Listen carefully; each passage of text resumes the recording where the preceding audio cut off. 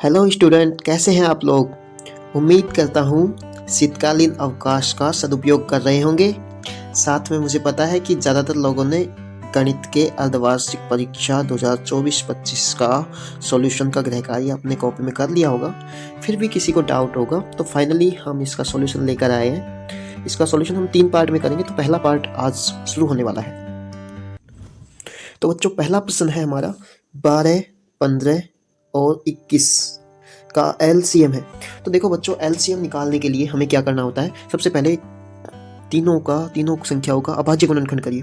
तो जब 12 का एलसीएम अभाज्य गुणनखंड करेंगे तो आएगा 2, 6, 2 का भाग देंगे फिर 3 आएगा 1, मतलब 2 गुना 2 गुना 3। तो 2 गुना 2 गुना 3 12 का अभाज्य गुणनखंड हो गया। ऐसे ही 15 का 3 गुना 5 और 21 का 3 गुना 7। जब 2 संख्याएं हो तो आसानी से हम एलसीएम और एचसीएफ निकाल सकते हैं कॉमन और अनकॉमन देखकर। लेकिन जब 3 संख्याएं हो तो आप घातों में बदल लीजिए उनको। तो घातों में अगर बदलेंगे तो क्या आएगा, 2 की घात 2 गुना 3 की घात 1। 12 को बदलेंगे तो 15 को बदलेंगे 3 की घात 1 गुना 5 की घात 1। 21 को बदलेंगे तो 3 की घात 1 गुना 7 की घात 1। अब इसमें एलसीएम के लिए हमें क्या करना है, अधिकतम घात देखनी है। क्या देखनी है? अधिकतम घात। तो देखो 2 की अधिकतम घात क्या है, इसमें पूरे में देखो 2 की अधिकतम घात है 2, तो 2 की अधिकतम घात ले ली हमने 2। 3 की अधिकतम घात क्या है, यहाँ भी 1 है, यहाँ भी 1 है, यहाँ भी 1। 3 की एक अधिकतम घात है 1।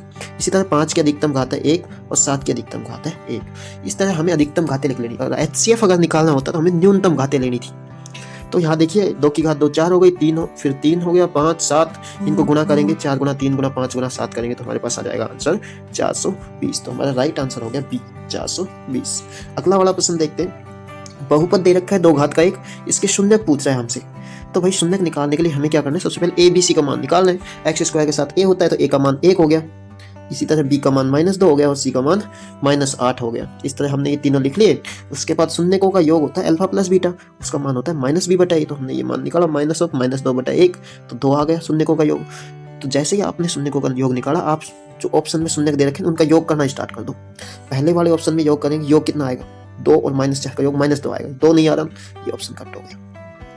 अगले वाले करेंगे 4 और -2 का योग करेंगे 2 आएगा, ये ऑप्शन सेटिस्फाई कर रहा है, हो सकता है ये राइट आंसर हो। अगले वाले करेंगे -2 और -2 -4 हो रहा है, ये नहीं होगा, ये कट हो गया ऑप्शन। इसी तरह -4 और -4 करेंगे तो ये -8 आएगा, ये भी कट हो गया। हमारे पास बचा ही एक ऑप्शन है, तो यही राइट आंसर हो गया। आपको कुछ और निकालने की आवश्यकता नहीं। अगर 2 ऑप्शन बचते तो फिर हमें शून्यकों का गुणा देखना पड़ता, c/a जो -8 है, फिर हम देखते किन 2 का गुणा -8 है, उनमें से एक ही का होता, वही राइट आंसर हो जाता। इसके बाद अगला वाला बात करते हैं। थर्ड वाला क्वेश्चन है कि 2 रैखिक समीकरण दे रखे हैं, x + y = 4 और x - y = 2। आपको ये बताना है इसमें हल कौन सा है। तो पहली समीकरण को कौन कौन से संतुष्ट करते हैं, पहले तो ये देखते हैं कि x + y = 4, मतलब दोनों को x और y का योग करें 4 आना चाहिए। पहले में योग करेंगे 3 और 1 4 आ रहा है, तो सेटिस्फाई कर रहा है पहले को। दूसरा में 1 और 3 4, ये भी सेटिस्फाई कर रहे हैं। -3 और 1 -2 होता है, ये सेटिस्फाई नहीं करता, ये ऑप्शन कट हो गया अपना। -1 और -3 -4, ये ऑप्शन भी कट हो गया, मतलब 2 ऑप्शन बचे पहले वाले। अब दूसरी समीकरण देखेंगे। दूसरी समीकरण x - y = 2।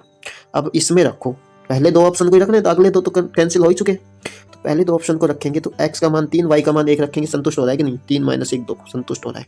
जबकि दूसरे वाले ऑप्शन में रखेंगे तो 1 - 3 आएगा, x - y करेंगे तो वो -2 आ रहा है, ये संतुष्ट नहीं हो रहा है। तो हमारे पास केवल एक ऑप्शन बचा है, कौन सा वाला, ए वाला जो संतुष्ट हो रहा है। तो हमारा राइट आंसर हो गया ए, 3 1। अगला वाला प्रश्न देखिए। द्विघात समीकरण 2x² + x + 4 के मूल होंगे। तो देखो मूलों की प्रकृति निकालनी है तो हमें सबसे पहले विवेचक निकालना होता है, और विवेचक का मान क्या होता है, b² - 4ac। तो यहाँ a b c का मान पता करो पहले। तो a का मान तो 2 हो गया, b का मान 1 हो गया, c का मान 4 हो गया। b² - 4ac में रखा तो क्या आ गया, 1² - 4 गुना 2 गुना 4, 1 - 32 - 31। और जब विवेचक का मान नेगेटिव आए, माइनस में आए, तो हम कह सकते हैं कि मूल काल्पनिक होंगे या मूलों का अस्तित्व नहीं है। ये दोनों बातें कह सकते हैं, मतलब वास्तविक मूल नहीं है। तो इसका राइट आंसर हो जाएगा, क्योंकि ये नेगेटिव आ रहा है तो ये कोई वास्तविक मूल नहीं। अब बात करते हैं कि भाई अगर ये पॉजिटिव आ जाता तो वास्तविक मूल तो होता। अब धनात्मक ऋणात्मक कैसे डिसाइड करते हैं। तो धनात्मक ऋणात्मक डिसाइड करने का बहुत अच्छा सा फॉर्मूला ये है कि ए और सी को गुणा करो। ए और सी का मान अगर पॉजिटिव आ रहा है तो या तो दोनों मूल धनात्मक होंगे या दोनों मूल ऋणात्मक होंगे। ये डिपेंड करेगा बी के चिन्ह पर। बी का चिन्ह अगर नेगेटिव है तो दोनों मूल धनात्मक होंगे, और अगर पॉजिटिव है तो दोनों मूल ऋणात्मक होंगे। ये आपने यहाँ पर लिखा हुआ है।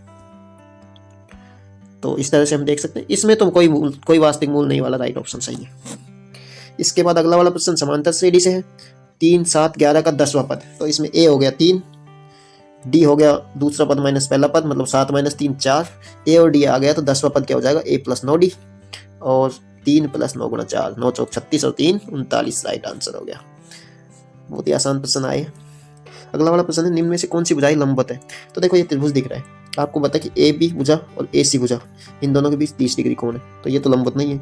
ऐसे ही ए बी भुजा और बी सी भुजा, इनके बीच 60 डिग्री कोण है, ये भी लंबवत नहीं है। तो कौन कौन सी के बीच 90 डिग्री कोण? लंबवत कौन सी भुजाएं होती है जिनके बीच में 90 डिग्री कोण हो? तो देखो ए सी और बी सी, इन दोनों के बीच जो कोण है वो कितना है? 90 डिग्री है, तो इसलिए ये दोनों भुजाएं लंबवत हो जाएंगी, ए सी और बी सी। तो राइट आंसर हो गया बाय। इसके बाद अगले वाले प्रश्न की बात करते हैं। 2 बिंदु दे रखे हैं और उनको मिलाने वाले रेखाखंड के मध्य बिंदु के निर्देशांक निकालिए। तो मध्य बिंदु के निर्देशांक होते हैं x1 + x2/2 और y1 + y2/2। x1 और x2 का मान क्या है? 2 और -2, दोनों को जोड़ेंगे, बटे 2 करेंगे, 2 - 2 करेंगे 0 आ जाएगा, 0 आ गया, 4 - 4 करेंगे, यहाँ भी 0 आ गया। तो मूल बिंदु है वो इन दोनों का मध्य बिंदु का, राइट आंसर हो गया सी। tan 60 का मान बताइए भाई। tan 60 का मान होता है √3, ये तो आप सारणी से सीधा याद कर लीजिए। एक मीनार की ऊंचाई और छाया की लंबाई समान हो तो सूर्य का मंडन कौन होता है? मैंने ये बताया था कि भाई मीनार की ऊंचाई h हो गई, छाया की लंबाई भी h हो गई, तो tan थीटा का मान क्या हो जाएगा? h/h मतलब 1, और tan थीटा का मान 1 कब होता है? tan 45 डिग्री पर, तो इसका राइट आंसर हो गया 45 डिग्री।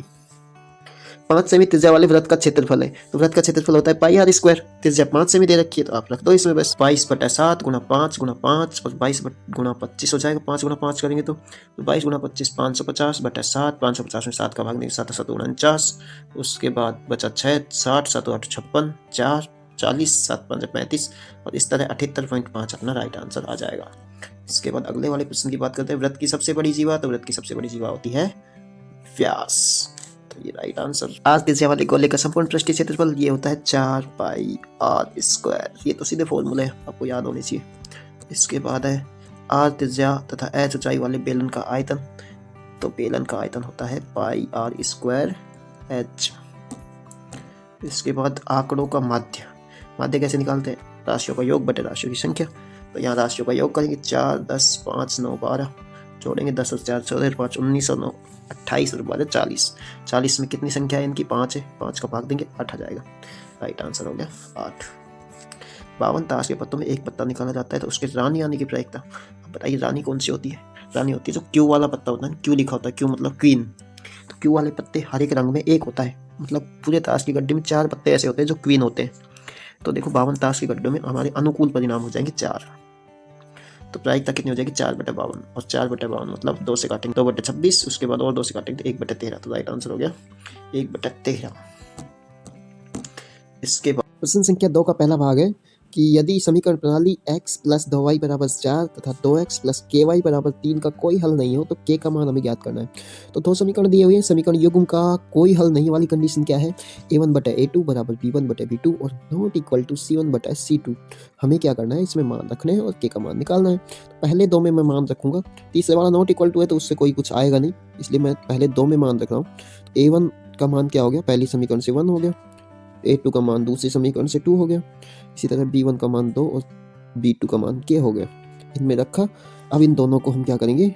वज्र गुणा करेंगे, वज्र गुणा करेंगे तो क्या जाएगा? k = 4, यही हमारा राइट आंसर है। इसके बाद अगला प्रश्न, सभी वृत्त होते हैं, सभी वृत्त क्या होते हैं? समरूप होते हैं। कैसे पता हमें? भाई सभी वृत्त की आकृति क्या होती है? गोलित होती है, चाहे बड़ा हो चाहे छोटा हो। लेकिन सर्वांग सम कब होते हैं? 2 वृत्त सर्वांग सम तब होते हैं जब उनकी त्रिज्याएं समान हो। 2 वृत्त सर्वांग सम कब होते हैं? जब उनकी त्रिज्याएं समान हो। आगे देखते हैं, एक स्पर्श रेखा एक वृत्त को कितने बिंदु पर प्रतिच्छेद करती है? तो ये आपको बहुत स्पष्ट तरीके से समझाया गया था कि कोई भी रेखा है वो वृत्त को 3 स्थिति हो सकती है प्रतिच्छेद करने की।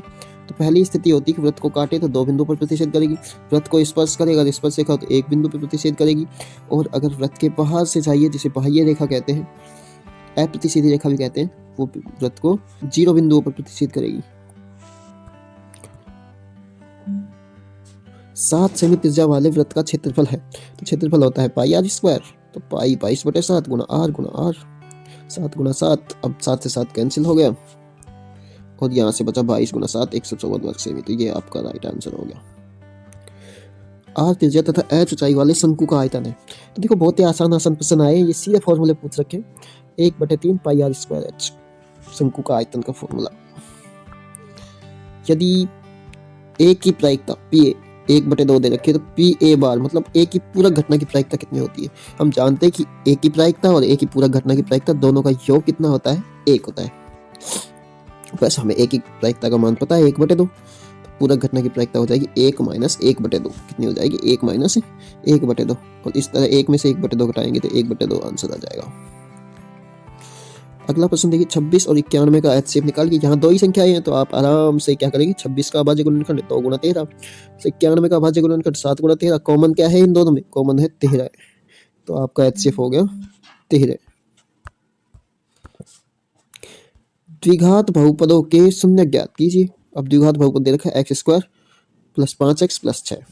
अब इसके शून्य निकाले तो हमें बीच वाले के टुकड़े करने पड़ेंगे दो। वो टुकड़े ऐसे करने कि उनका गुणा आए 6 × 1 6 आना चाहिए, ठीक है ना। a × c करेंगे 6 × 1 आना चाहिए 6। तो ऐसे दो टुकड़े करने जिनका गुणा तो 6 आए और योग 5 आए, तो वो टुकड़े हो गए 2 + 3। इनका गुणा करेंगे 2 × 3 = 6 आ रहा है और योग करेंगे 2 और 3 5 आ रहा है। अतः हमें ये टुकड़े पता करने कोशिश करनी। उसके बाद जैसे ये टुकड़े पता हो जाएंगे तो आपको 2 + 3 रख देना यहाँ पर, और यहाँ से हो गया 2x और 3x। और 2x और 3x रखने के बाद हमें क्या करना, पहले दो में कॉमन लेना है। इसमें कॉमन आ रहा है x, तो x + 2 बचा। दूसरे दो में कॉमन आ रहा है 3, तो x + 2 बचा। अब x + 2 को एक बार लिख लिया और बाहर वालों को x और +3 को अगली बार लिख लिया। तो हमारे पास 2 कोष्टक आ गए। शून्यकों के लिए हम क्या करते हैं, px = 0, तो यहाँ से हो गया x + 2 x + 3 = 0। तो या तो x + 2 = 0, तो यहाँ से आ गया x = -2। यदि x + 3 = 0 तो x = -3। अतः शून्य का जो मान हो गया वो क्या हो गया, x = -2 और -3। ये आपके राइट आंसर है।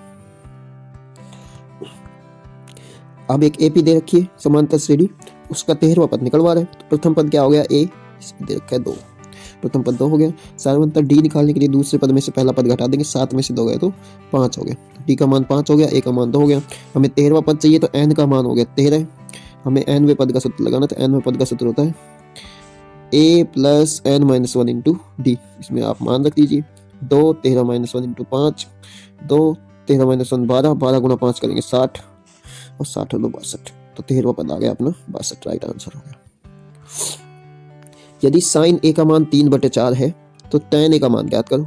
अब मैंने बताया था कि जब भी किसी एक त्रिकोणमितीय अनुपात का मान दे रखा है और बाकी किसी अन्य त्रिकोणमितीय अनुपात का मान निकालना है, तो एक तरीका है कि आप समकोण त्रिभुज बना लो, जो दे रखा है उसको लिख दो और जो ज्ञात करना है वो ज्ञात हो जाएगा।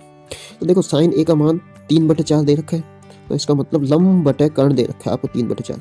तो हम क्या करेंगे, माना लंब हो गया 3 के, माना लंब कितना हो गया 3 के, तो कर्ण कितना हो जाएगा 4 के। आपको दो भुजाएं मिल गई, 3 के और 4 के। अब तीसरी भुजा आपको खुद निकालनी है। तीसरी भुजा कैसे निकालोगे, पाइथागोरस प्रमेय से।